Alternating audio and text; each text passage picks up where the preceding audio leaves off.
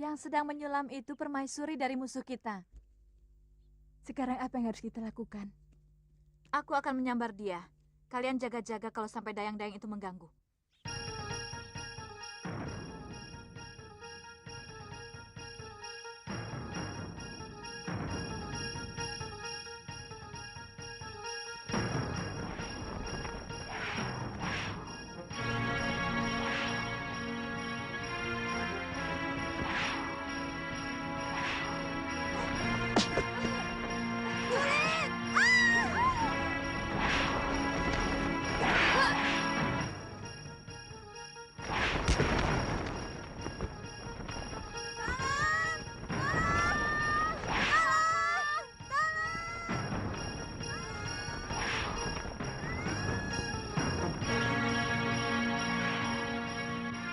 Tutup pintu gerbang. Goblok. Mereka sudah keluar.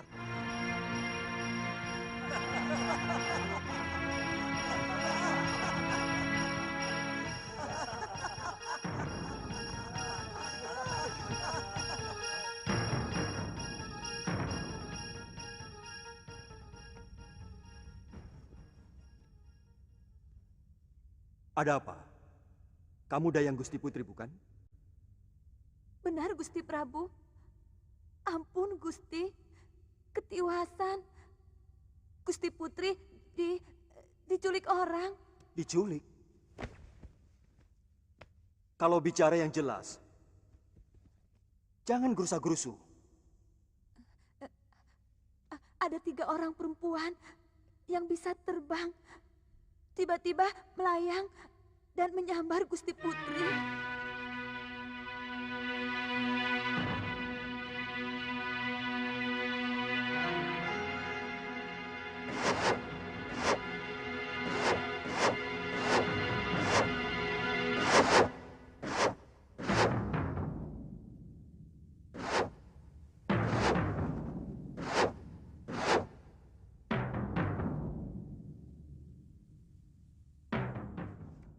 Maaf, Gusti Prabu.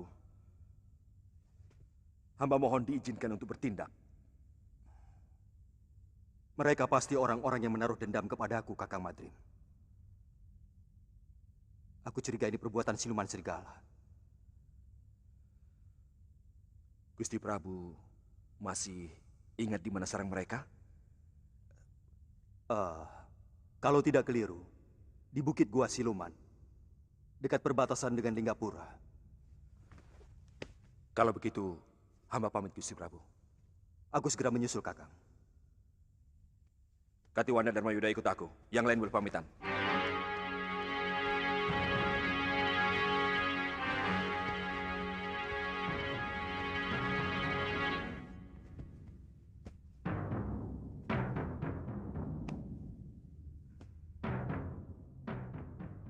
Rupanya siluman itu masih menaruh dendam kepadaku. Hari ini kalian berhasil mengobrak-abrik komplotan Guragada. Saudagar gadungan itu nampaknya marah sekali. Dan dia minta bantuan Bayangkara Raja untuk menangkap kalian. Silakan. Aneh sekali negeri ini. Prajurit negara malah membantu bermocorah untuk menangkap orang yang berhasil mengobrak-abrik bajingan-bajingan itu. Ini kembang jenar, Ditya. Negeri di mana prajurit dan bajingan sulit sekali dibedakan. Dua-duanya sama-sama menindas rakyat kecil. Apakah semuanya begitu, Ki? Saya yakin tidak. Tentu masih ada senopati maupun prajurit yang memiliki hati nurani. Seharusnya memang selalu ada tentara yang membela rakyat kecil. Karena itulah tugas mereka, selain membela negara. Ya, begitulah. Sayangnya, mereka yang budi pekertinya baik hanya sedikit sekali di dibanding dengan yang rela menggadaikan harga diri mereka dengan bekerja sama untuk memeras para pedagang dan rakyat kecil. Benar-benar negeri bobrok. Dan negeri bobrok pasti dipimpin juga oleh seorang raja yang juga jiwanya bobrok.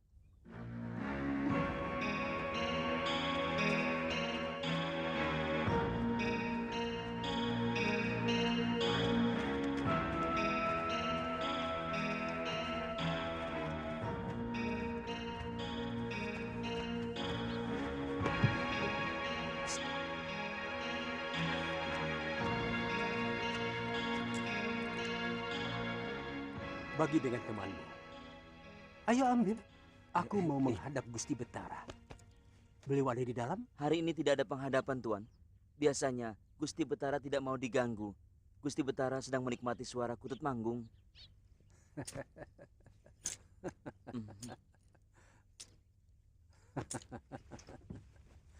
Kamu cukup melaporkan kedatangan Juragan Guragada. Beliau sudah tahu. Iya.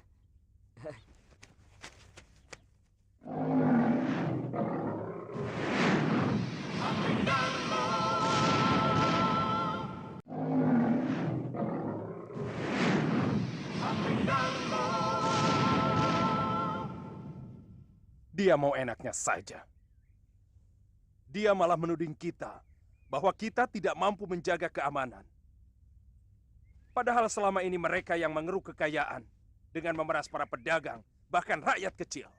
Kakang Senopati, sebenarnya saya sudah sangat kesal dengan perilaku anak buah Guragada. Dari dulu mereka yang membuat onar. Mereka dengan licik membuat kerusuhan di tempat yang terpisah-pisah. Sehingga kita mendapat kesulitan untuk memadamkannya. Korban fitnah pertama dari Guragada adalah Patih Suradira. Dia disudutkan sebagai patih yang tidak mampu menjaga keamanan negara. Dan seluruh senopati dan narpati yang sudah disuap Guragada memusuhinya. Itu yang membuat sampai Gusti Betara mengusir Kakang Patih. Ya. Dan Guragada diam-diam menemui Gusti Betara. Menawarkan jasa untuk bisa mengamankan Kembang Jenar dari kerusuhan dan keonaran yang sebenarnya mereka ciptakan sendiri. Kalau kedua perusuh itu tidak segera diselesaikan, pasti tidak akan ada lagi pedagang mancanegari yang mau berniaga di sini, Gusti Betara. Bukankah itu sudah menjadi tugasmu, Guragada? Betul. Tapi bagaimana mungkin Hama bisa bertindak? Kalau Senopati Gusti malah sengaja melindungi mereka. Apa maksudmu? Senopati Bungalan telah membantu perusuh itu, sehingga banyak anak buah hamba yang tewas.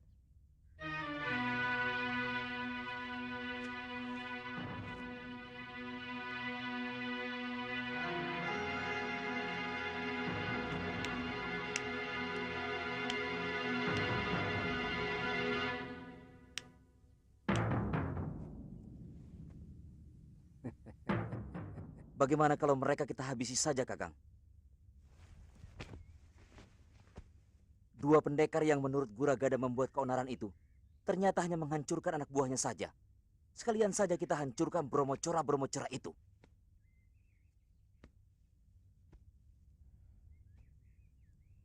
Itu yang sedang saya pikirkan. Tidak bisa.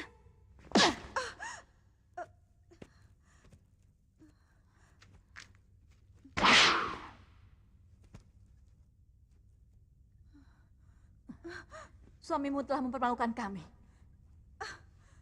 Kali ini hanya nyawa yang bisa membasuh semua perbuatan yang telah dilakukannya. Bukankah dia sudah menjalani tenungan Nyai? Dia sudah mengalami penderitaan sebagai seekor belibis. Dan kamu telah menyelamatkannya. Maka kamu pun harus menerima semua hukumanku. Kamu harus mati.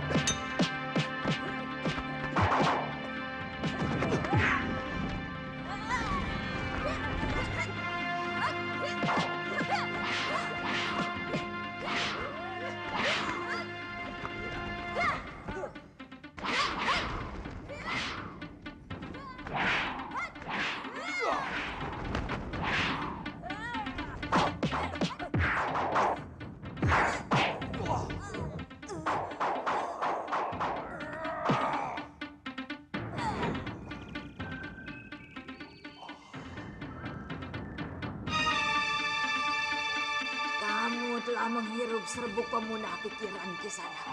Sekarang terimalah tununganku.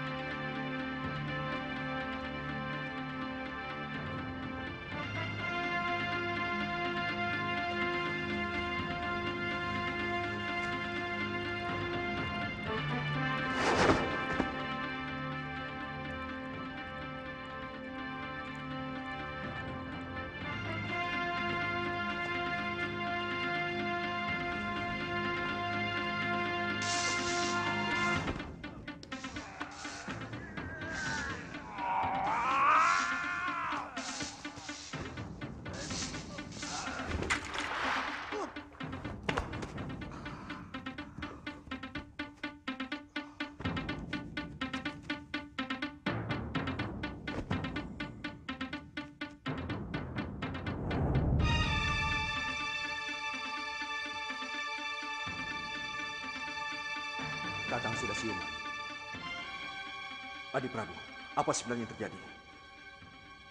Dan kemana siluman-siluman serigala itu? Kakang Pati hampir saja terkena tenung. Untung Gusti Prabu datang. Siluman-siluman itu sudah tewas, Kakang.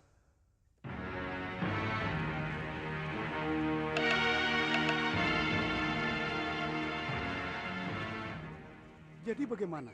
Saya tidak mengerti kenapa Senopati Bungalan bersikap memusuhi saya. Selama ini kita bisa bekerja sama dengan baik.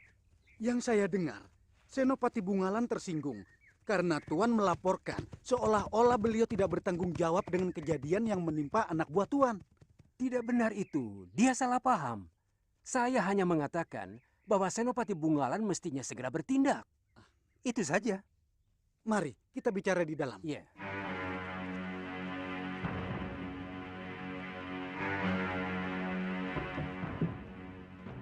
Silakan.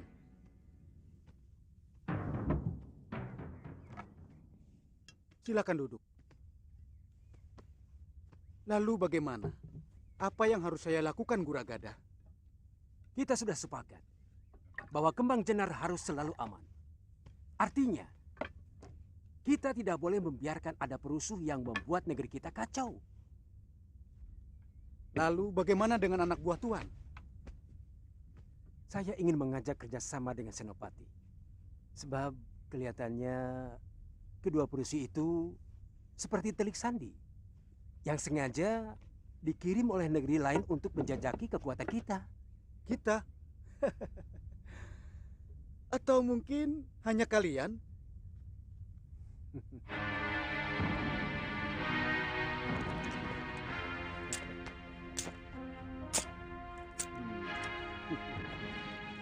$200 kepeng perak. Kerahkan seluruh kekuatan prajurit Kembang Jenar untuk menangkap pengacau itu. Saya akan tambah 200 kepeng lagi untuk pengamanan rumah saya. Ya, saya akan kirim satu pasukan ke rumah Tuan. Yang akan saya pimpin sendiri. Bagus.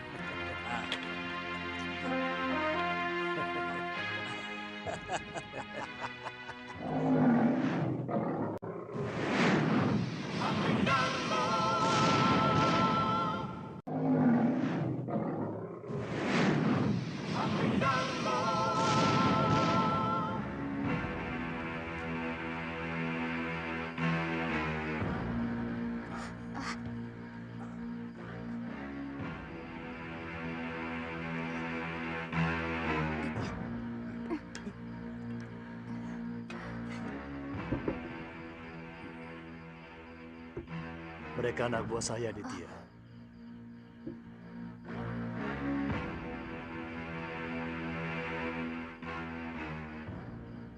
Anak buah? Ki? Ki Kulur pasti telah merahasiakan sesuatu pada kami. Siapa sebenarnya sampean? Sepertinya waktu membuat perhitungan sudah tiba. Kita harus bergerak lebih terbuka sekarang. Nanti dulu. Saya tidak mau ikut. Kalau Ki Kulur tidak menceritakan, bagaimana? Dan siapa Ki Kulur sebenarnya? Sebelum komplotan Bromocora pimpinan Guragada itu menguasai Kembang Jenar, aku adalah seorang pati negeri ini. Namaku Suradira. Bagaimana Paman bisa seperti ini? Guragada. Dia berhasil menyuap beberapa senopati. Kemudian berkomplot untuk menyudutkan saya di depan Sang Betara. Seolah-olah saya tidak mampu menangani kerusuhan. Sebab setiap kali ada kekacauan, anak buah saya tidak mampu untuk memadamkannya. Sang Betara percaya. Kemudian memecat saya. Jadi, apa memang Paman tidak mampu meringkus anak buah Guragada? Mereka seperti tahu setiap langkah yang akan saya ambil.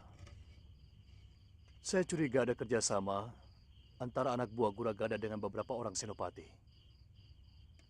Bahkan dengan Penewu dan Penatus yang ada dalam pasukan saya. Keterlaluan. Ya. Benar-benar busuk. Iya. Senopati lain yang tidak silau oleh uang Guragada. Dan mereka yang masih setia kepada saya, dibuatnya tidak berdaya. Karena jumlah yang jadi gedibal Guragada jauh lebih banyak. Salah satunya adalah Senopati Bungalan. Sampai sekarang dia selalu bertentangan dengan Guragada. Jadi, apa rencana Paman malam ini? Kita hancurkan rumah Guragada. Karena saya yakin mereka sedang ketakutan karena gebrakan Raden berdua kemarin siang. Saudara-saudaraku, waktu yang kita tunggu-tunggu rupanya datang lebih cepat dari yang kita perkirakan. Utusan sahabatku, Empu Ganggadara dari Pulau Kura-Kura sudah datang. Dan yang seperti kalian saksikan, mereka langsung membuat Bromocorah anak buah Guragada kalang kabut. Saat ini mereka dalam keadaan kebingungan dan ketakutan. Kini saatnya kita tekan mereka. Betul, Kipati! Betul! Kipati, saya melihat ada pasukan Kembang Jenar berkumpul di rumah Guragada. Pasti mereka lah pengkhianat-pengkhianat yang harus kita basmi. Tidak peduli saudara atau teman sendiri. Demi tegaknya kebenaran di Kembang Jenar. Betul! Kita berangkat sekarang. Matikan obor.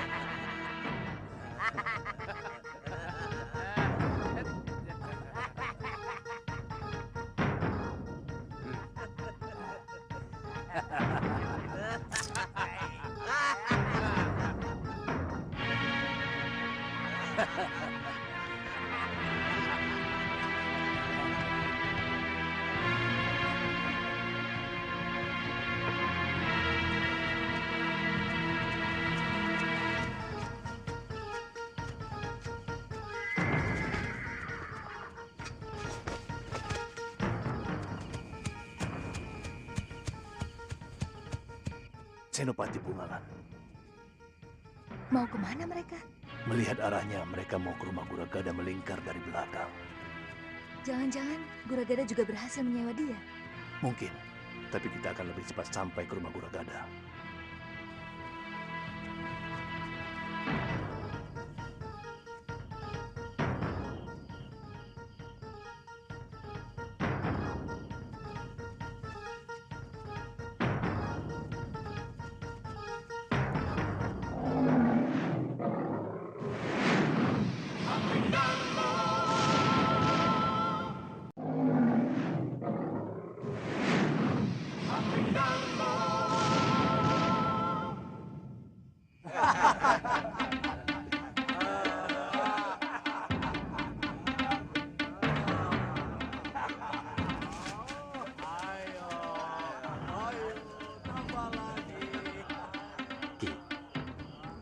Saya dan Galuh memutar, menyerang lewat belakang.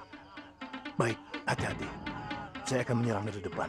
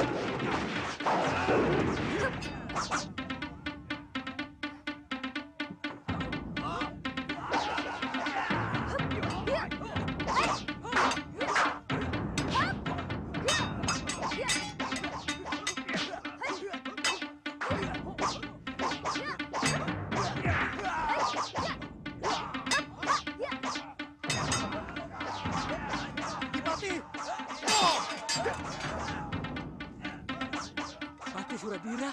Ya, bagaimana ini? Siapa yang harus kita bela? Kalian heran aku masih hidup, Begundal Tengik? Berapa harga kalian untuk menjaga rumah Brahmacora ini? Jangan salah paham, Ki. Semua ini adalah tugas Gusti Betara. Kalian telah berkomplot dengan Guragada untuk menyingkirkan aku. Karena aku tidak mau dibeli oleh Brahmacora berkedok pedagang itu. Sekarang, lawan aku.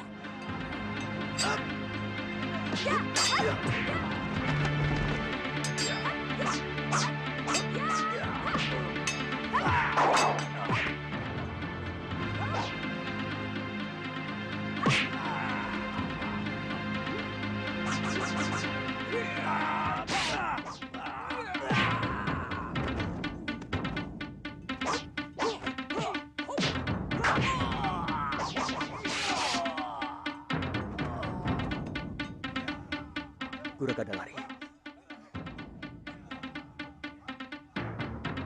Tadi dia masuk kamar itu.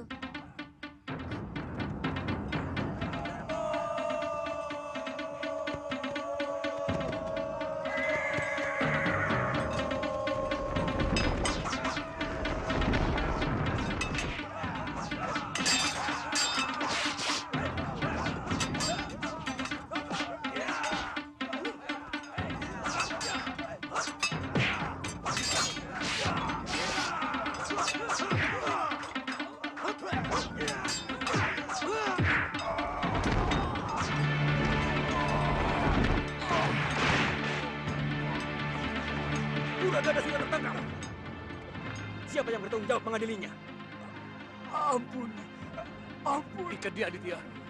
Semua bermocorah dan pengkhianat negara ini harus kita serahkan kepada Betara Ri Kembang Jenar.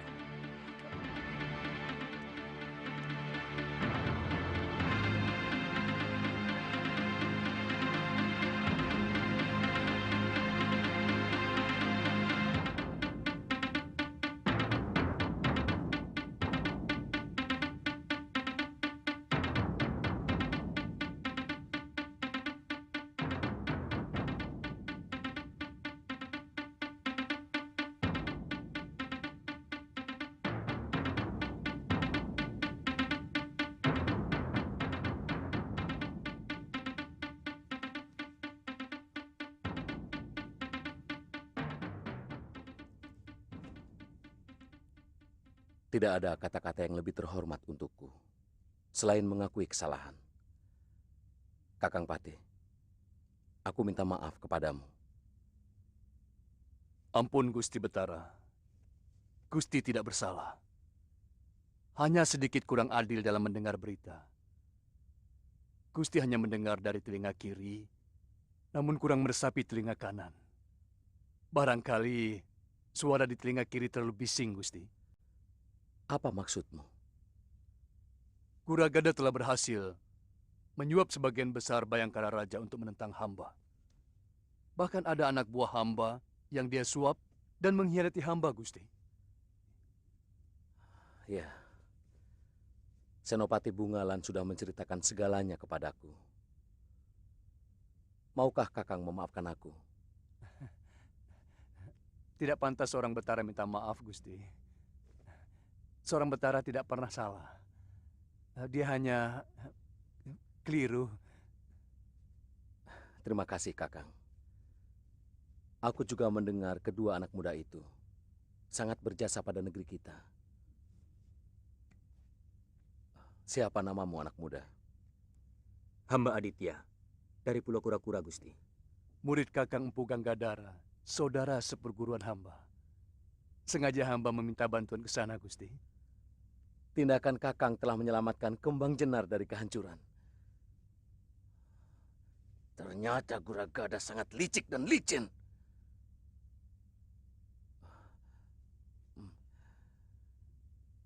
Kamu juga murid Empu Ganggadara? Bukan, Gusti Betara. Hamba Galuh Parwati dari Padepokan Sugalu. Hamba teman Kakang Aditya. Kalian benar-benar anak muda yang terpuji. Kembang Jenar berhutang budi kepadamu berdua. Jika kalian bersedia, aku akan sangat gembira jika kalian mau menjadi bayangkaraku. Aditya. Ayo. Ayo. Ampun, Gusti Betara. Hamba mohon Gusti tidak murka kepada kami. Kami mohon waktu untuk memikirkan tawaran Gusti yang begitu mulia. Tidak apa-apa. Itu hak kalian. Kalian masih muda. Sekali lagi, terima kasih.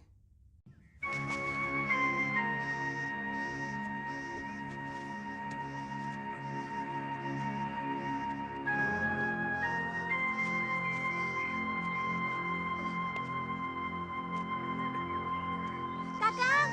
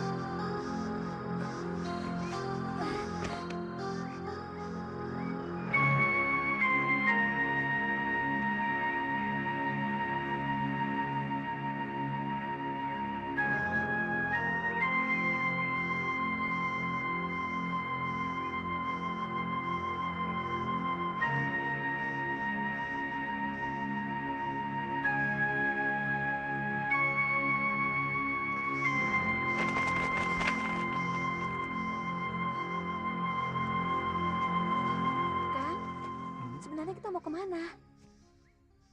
Saya tidak pernah mengatakan kepadamu mau kemana. Karena saya tidak tahu harus kemana. Saya sedang mencari guru saya. Dan Galuh Parwati kan? Terus terang saja, saya tidak marah kok.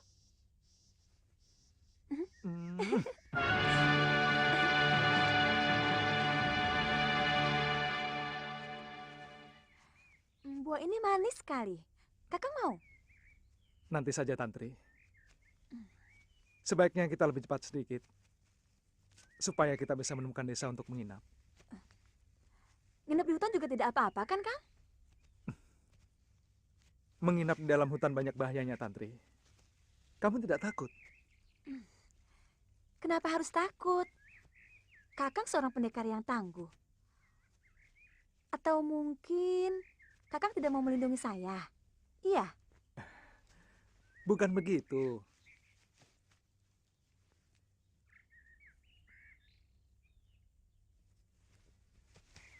Kalau bahaya dari luar, mungkin kita bisa melawannya. Bukan cuma saya, kamu pun seorang pendekar yang tangguh. Yang lebih menakutkan adalah bahaya yang muncul dari diri kamu dan saya sendiri. Maksud Kakang? Hawa nafsu sering muncul dari dalam diri kita sendiri ketika sepasang manusia berada di tempat yang sunyi.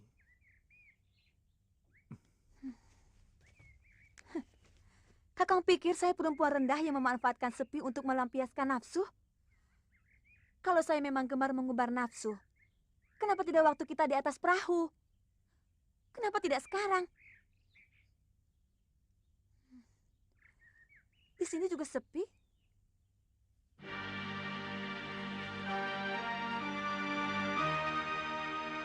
Maafkan saya.